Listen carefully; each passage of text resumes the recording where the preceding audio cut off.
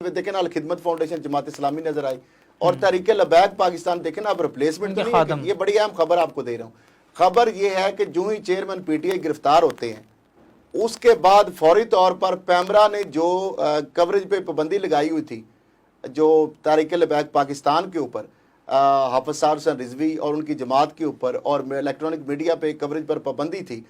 और उस हवाले से हुकूमत पाकिस्तान यानी वजारत दाखिला का और उनकी कमेटी का बाकायदा ये जून के मिड के अंदर ये एग्रीमेंट भी हो गया। लेकिन पैमरा ने चेयरमैन पीटीआई की गिरफ्तारी के अचानक बाद एक लेटर जारी कर दिया कि 21 जून को मीटिंग मिनट्स हुए और उसमें चूंकि जो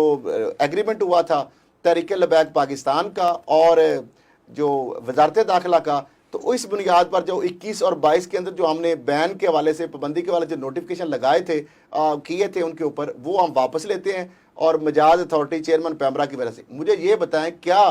कहीं जो तहरीक लबैक पाकिस्तान है वो इस वैक्यूम को पुर करने के लिए, इस खला को पुर करने के लिए, क्या पीटीआई की पाकिस्तान तहरीक इंसाफ की कहीं मुतबादल तो नहीं बन के आ रही? खान साहब, एक तो है उनका वोट बैंक बहुत ज्यादा है, उनका सोशल मीडिया मजबूत है, ग्राउंड लेवल पे उनके जो उनके वोटर्स हैं वो काफी मजबूत हैं। 9 मई के बाद हमने देखा पीटीआई के वोटर टूटे हैं, लेकिन जो उन पे स्ट्राइक की गई थी इमरान चेयरमैन पीटीआई के दौर में, तो उनके वोटर नहीं टूटे, खड़े हैं साथ जमात के। देखिए, आप एक और बड़ा फैक्ट है, नाज़रीन को शायद नहीं पता, 2018 के जो इंतखाबात थे पंजाब की, अगर हम बात कर लें तो तीसरी बड़ी पार्टी बनकर उभरी थी तहरीक लबैक पाकिस्तान,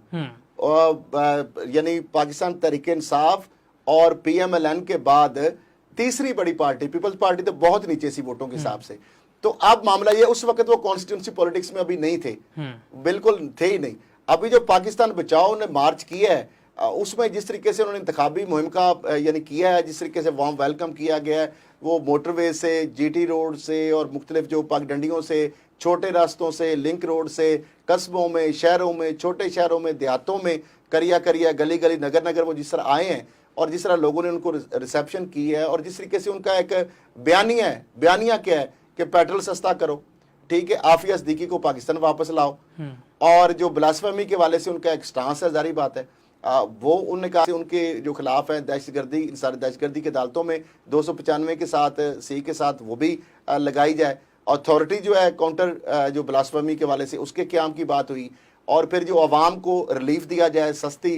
जो पेट्रोलियम मसनूआत की जो महंगाई के अंदर कमी की जाए। तो ये उन्होंने बड़े चीज़ें, अवामी फैसले, कोई इंतहा पसंदी की बात नहीं की, कोई फिरका वरीयत की बात नहीं की, और उस पर इसीलिए मैं समझता हूँ कि वो एक्सेप्टेबल भी हैं और ये बैन भी उनसे उठ गया है। तो अब इस्तेकाम पाकिस्तान पार्टी जो है वो नई पार्टी है, स्ट्रीट पावर टीएलपी के पास है, उनके पास स्ट्रीट पावर नहीं है लेकिन उनके पास विजडम है, मैनेजमेंट है और इंटरनेशनल एक्सेप्टेंस भी है। अलीम खान जो है वो भी आपको पता है कि जहांगीर तरीन साहब कारपोरेट हैं दोनों, और साथ पॉलिटिशियन भी हैं, और पीटीआई की बुनियाद दाग बेल डाली और सारा उनका बड़ा कंट्रीब्यूशन है,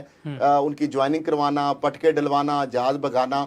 इन्वेस्टमेंट करना, एटीएम्स के ताने सहना। तो अब ये है कि अगर ये दो पार्टियां मिल जाती, क्योंकि एक अटेम्प्ट हुई है तहरीक लबैक पाकिस्तान को, राना सनाउल्लाह और कुछ लोगों ने कोशिश की कि ये सीट एडजस्टमेंट, तो लादा वो नहीं हो सकी। उन्होंने कहा हम किस तरह का, हमारा तो बयानी खत्म हो जाएगा, तो बयानी है ना कि मर जाएंगे, उसके बाद दूसरा आ गया कि पीटीआई के जो लोग हैं उनके साथ, इसलिए कि पीटीआई के दौर में उनके ऊपर क्रैकडाउन हुआ, उनको 4 शेड्यूल में डाला गया, उनको पाबंदी सलासल किया गया। तो हाफिज साद हुसैन रिजवी साहब या उनकी जो जमात है वो मुल्क भर के अंदर, आपको पता है ये ऐसा मामला है कि पीटीआई के पास भी 2 कार्ड थे, एक मजहब कार्ड था, इस्लामिक टच की जो बात होती है, और दूसरा उनके पास अकाउंटेबिलिटी का। अकाउंटेबिलिटी तो वो कर नहीं सके बल्कि अपनी उनकी शुरू हो गई है। अच्छा, दूसरी बात यह है कि मजहब जो कार्ड है वो, उसकी अगर बात की जाए तो उसकी फिर तो टीएलपी के पास उससे बड़ा कार्ड है फिर, तो और फिर ये इनका जो सेक्ट है वो भी उसका एक बहुत बड़ा के बजाय उलमा और मुफ्तियान की बड़ी तादाद तो इसमें अब देखें ना, इनके जो उम्मीदवार हैं पहले कॉन्स्टिट्यूंसी पॉलिटिक्स में नहीं भी थे, तो उनके वोट की जो नंबर ऑफ वोट्स हैं वो बहुत ज्यादा है। लेकिन बहरहाल पाकिस्तान पीपल्स पार्टी के दावे तो बिलावल के वजारत उज़्मा के किए जा रहे हैं, लेकिन आगे वोट बैंक क्या है, ग्राउंड रियलिटी क्या है, वो डायनामिक्स डिफरेंट है। और पीडीएम जो है उसका खेल भी खत्म होता है, नून लीग के वाले से धड़ेबंदियां और सारे मामला आ रहे हैं सामने।